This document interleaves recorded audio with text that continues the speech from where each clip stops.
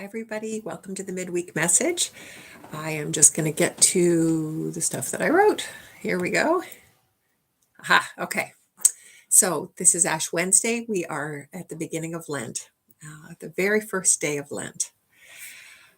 There is something mysterious, I think, about Ash Wednesday. The ashes that start us on our Lenten journey draw us to something that is both deep within us as well as far beyond us. The dust, the matter by which we are made or which we come to be, is like a magnet, if you will. Imagine it as a magnet that draws us into our lives and into the world around us. Eventually, that finite dust returns to the earth, and that is something that we confront every Ash Wednesday. That dust is also like a magnet that draws us toward that which is bigger than ourselves, that mystery that God is. So we are drawn to both earth and sky. We are drawn to life, and we're drawn to the larger life and purpose that God is. That is big L love, which, as you know, I say all the time.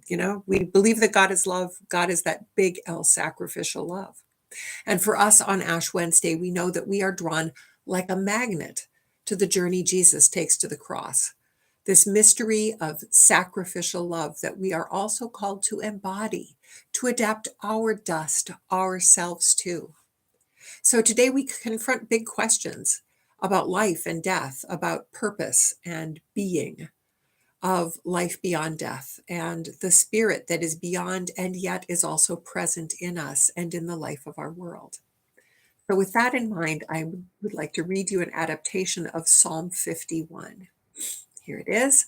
Have mercy on me, O God, according to your steadfast love. According to your abundant mercy, blot out my transgressions. Wash me thoroughly from my sins and cleanse me. For I know my transgressions. Don't we all? Against you, you alone have I sinned. You desire truth, so teach me wisdom in my heart of hearts. Let my words and my actions show your wisdom and truth. Purge me, and I shall be clean. Wash me, and I shall be whiter than snow. Create in me a clean heart, O God, and put a redeemed and a right spirit within me. Do not send me away from your presence, and do not take your Holy Spirit from me. Restore to me the joy of your salvation, and sustain in me a willing and honest spirit. Then I will be able to teach everyone your ways.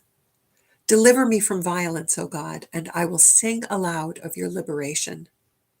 The sacrifice acceptable to you is a repentant spirit. You appreciate a contrite heart. In your compassion, rebuild our society through your love. And then you will delight in the work of our hearts as we devote ourselves to you in service. So here are some phrases that strike me as I read this. Create in me a clean heart, O God, and put a redeemed and right spirit within me. Sustain in me a willing and honest spirit. The sacrifice acceptable to you is a repentant, which of course means willing to turn around. That's all it means. A spirit that is willing to turn around and a contrite heart. And we devote ourselves to you in service. Madeline L'Engle, in her book, A Wrinkle in Time, hang on. There we go. Lost my spot. Describes our planet. She is actually, for those of you who have read it, the children that are the main characters of the story are with the happy medium, who is a personified happy medium. And she describes our planet as a shadowed planet, not overtaken by evil, but overshadowed by it. She explains to the kids that they still have a choice. We still have a choice.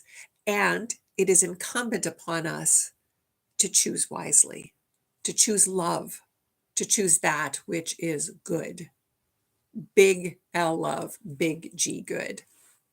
Ash Wednesday similarly presents us with this kind of a stark choice. No more distractions, no more evasions. We are made from dust, and to dust we shall return. And what we choose in between makes a difference.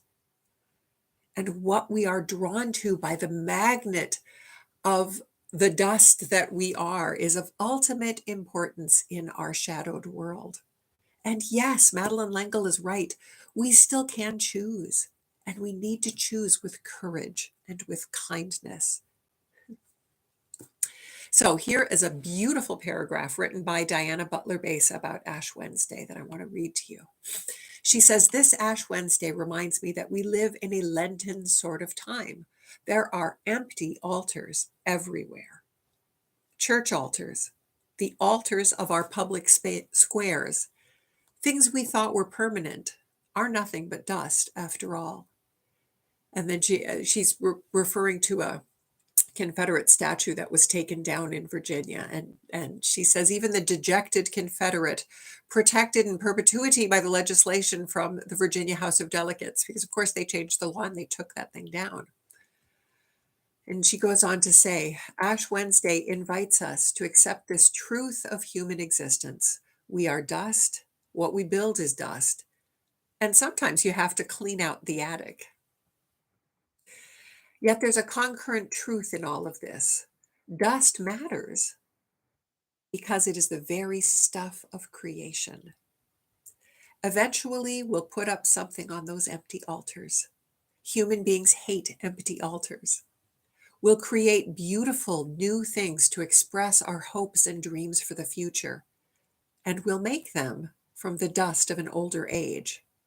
So the question for us is, what will we make of the dust we've been given? And then she says, welcome to Lent, dust and iconoclasm, endings and beginnings. Everything falls or is felled to dust, and from dust, the world is remade. So we're going to end our thoughts about Ash Wednesday and the beginning of Lent, knowing that the world is also, as much as things end, it is also being remade. And we're going to end with a poem from our Lenten book, The Lives We Actually Have. Remember, I hope you're getting this and reading along with me. It can be ordered at several book sites, Amazon, Indigo. You can go into the store and get it. And it can also be downloaded in several venues. I certainly have it on Kindle myself. So, and I have the hard copy. So here we go. This is called For Ash Wednesday. And this is by Kate Bowler and Jessica Ritchie. God, today my finitude is rubbed on my forehead. The reality of my limits, my fragile body, spoken over me like a curse. From dust I was made, to dust I will return. Some days I need to be reminded that I am not the perfectibility project I set out to be. I am full of bounce and brimming with hope. All woes solvable, all problems a distant whisper. When I don't feel like dust, bless me, O God, in the ways I trick myself into believing that my life is something I've made, that all my accomplishments and successes and mastered mornings add up to something independent of you. But on the days like today, when my head hangs low, sunk with the grief of my neediness, bless me, O God. When my joints don't work like they should, when I grow sick or turn gray too soon, when my body betrays me, or perhaps it is doing exactly what it is supposed to do. Tell me again exactly how you made me, from dust to dust. Blessed are we, a mess of contradictions, in our delusions and deep hopes, in our fragility and finitude. All right, people. Happy Ash Wednesday. We begin our journey in Lent, and no more evasions or distractions. Now is the time to deal with, to maybe that's your Lenten, maybe that can be your Lenten vow this year, to take some time away from the distractions of life and be with God, recognizing that we are made from dust and we are always in the process of being remade, but to dust we will return. All right. And in this together with you, as always, this is Reverend Stephanie signing off.